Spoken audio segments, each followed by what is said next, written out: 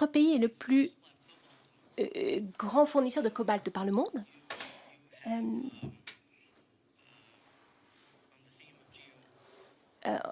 En termes de tensions géopolitiques entre les États-Unis et la Chine, eh bien,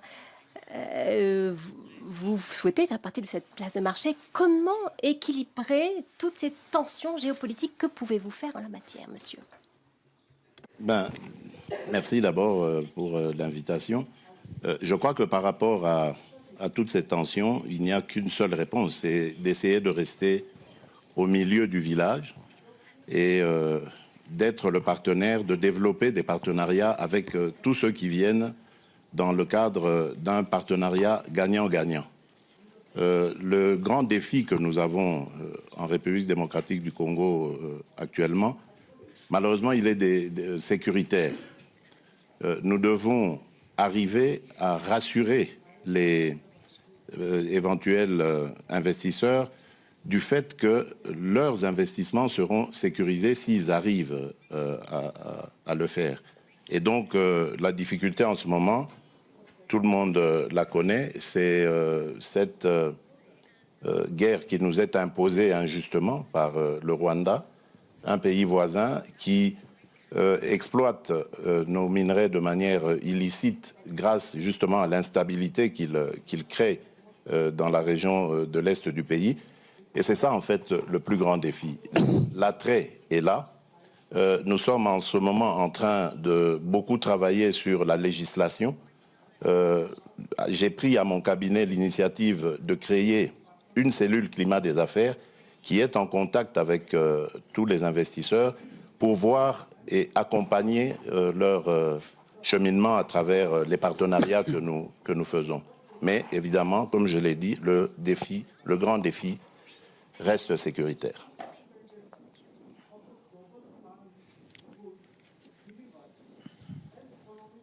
Gurdeep Singh, thank you. Merci beaucoup, Monsieur le Président. Gurdeep Singh, votre pays, l'Inde donc. Merci beaucoup. Ma question pour le président de la République du Congo. Si la sécurité est un problème pour vous, et de toute évidence, si vous pouvez, si vous aviez pu résoudre le problème, vous l'auriez déjà fait. Donc, question, pourquoi est-ce que vous ne collaborez pas avec le processus de Nairobi ou avec le Rwanda pour trouver une solution? Je crois que la solution, vous l'avez entre les mains. Mais il y a peut-être des gens qui peuvent vous aider. Moi, je suis rwandaise et je pense que la sécurité est absolument essentielle pour les investissements et pour le tourisme aussi.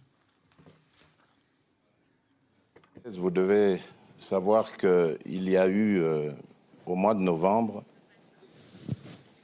une discussion qui a abouti à la définition d'une feuille de route pour sortir justement de cette crise. Et cette réunion a eu lieu en Angola, à Luanda précisément, et en présence de tous les pays, surtout les représentants des deux pays concernés, c'est-à-dire le Rwanda et la République démocratique du Congo. Il a été convenu, comme j'ai dit, une feuille de route qui décrétait le cessez-le-feu et le retrait immédiat du groupe de M23 qui est soutenu par le Rwanda le 25 novembre. Ce départ devait commencer. Et le 15 janvier, c'est-à-dire il y a 2 jours, on devait constater évidemment l'achèvement de ce processus. Eh bien, figurez-vous, madame, que le M23, groupe terroriste soutenu par le Rwanda, est toujours dans certaines localités qu'il avait prises à la République démocratique du Congo. Malgré les pressions internationales, ce groupe maintient sa position, fait semblant de se mouvoir, mais en fait, il se redéploie d'une certaine manière et reste dans ces localités. Et je vous apprends que depuis lors, il y a eu un massacre qui s'est fait dans une localité qui répond au nom de Kishiché, d'une centaine de personnes, des innocents, que ce groupe a voulu massacrer pour les terroriser et les pousser à se déplacer de cette localité qui regorge de matières précieuses dans son sous-sol. Donc voilà, en fait, le problème que nous avons. C'est un très grand défi parce qu'on ne peut pas investir à la fois dans le développement du pays et dans les ressources pour augmenter les capacités de l'armée et pouvoir ainsi se défendre. Si nous avions tous la même philosophie, la même vision, celle que j'avais d'ailleurs au moment où j'ai accédé à la tête du pays, celle d'aller vers tous nos voisins, nous en avons 9, et de leur proposer des projets de développement qui vont faire du bien à nos économies respectives, qui vont faire du bien à nos populations.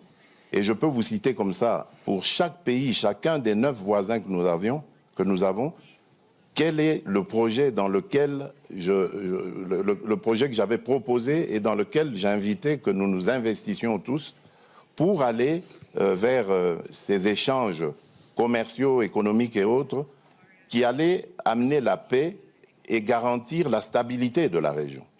Mais c'est à cause, évidemment, de certains voisins aux velléités belligérantes que cela est malheureusement impossible à réaliser.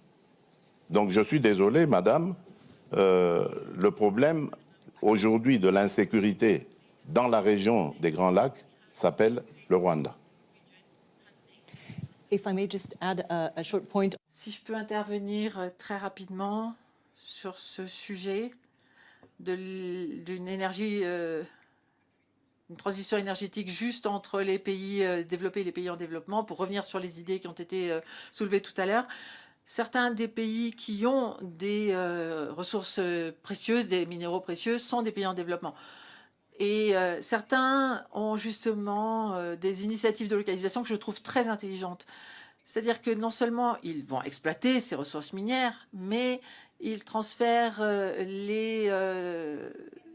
la fabrication dans le pays pour que justement les batteries, par exemple, soient fabriquées dans le pays afin que le pays puisse bénéficier du travail fait par ces sociétés qui exploitent les mines.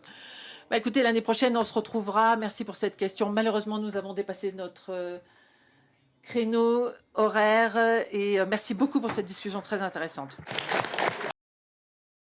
Première visite de travail du chef d'état-major général au centre d'instruction de Moura, Ali Kassi, dans le Haut-Katanga. Le lieutenant général Thio Esonge Sacristian est allé se rendre compte de l'état actuel de ce centre appelé à accueillir bientôt 5000 recrues. Au cours de cette visite, 3 exposés ont été présentés à l'autorité. D'abord par le colonel Ikomo Bienvenu, commandant de l'école des sous-officiers de Moura et commandant de place, et du colonel Zanzate Semba, commandant du centre d'instruction de Moura, enfin par le colonel Kileni Zanzu Victor, commandant de l'école du génie militaire d'Eli Kassi. Le chef d'état-major général a félicité les cadres de ces 3 structures de formation des FARDC pour les bons maintien en l'état de ces écoles. Dans sa communication, il a magnifié la vision et la détermination du président de la République, commandant suprême des FARDC, d'assurer la montée en puissance de notre outil de défense. Vous devez savoir une chose, au jour d'aujourd'hui, le chef a décidé sur la montée en puissance de cette armée.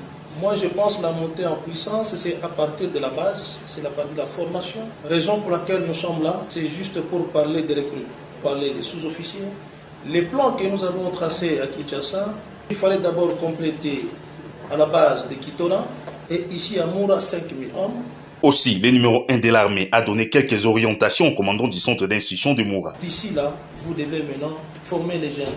Et avant que les jeunes viennent, il faut que la logistique précède. Vous aurez et les lits, les matelas, les couvertures, la ration pour déjà 3 mois. Après Kitona, où se trouvent plus de 10 200 nouvelles recrues en formation, le chef d'état-major général est venu personnellement ici au centre d'instruction de Moura, Ali Kassi, pour assurer la prise en charge des 5000 autres nouvelles recrues qui seront bientôt en formation ici, pour concrétiser la vision du chef de l'État de faire des FARDC d'une armée professionnelle, le plan de la réforme dans son trinôme fait, à savoir formation, équipement, casernement est en marche. Avec cette détermination du chef de l'État, les FARDC entrent plein pied dans une phase de professionnalisation accrue. Quiconque va s'y frotter sera anéanti.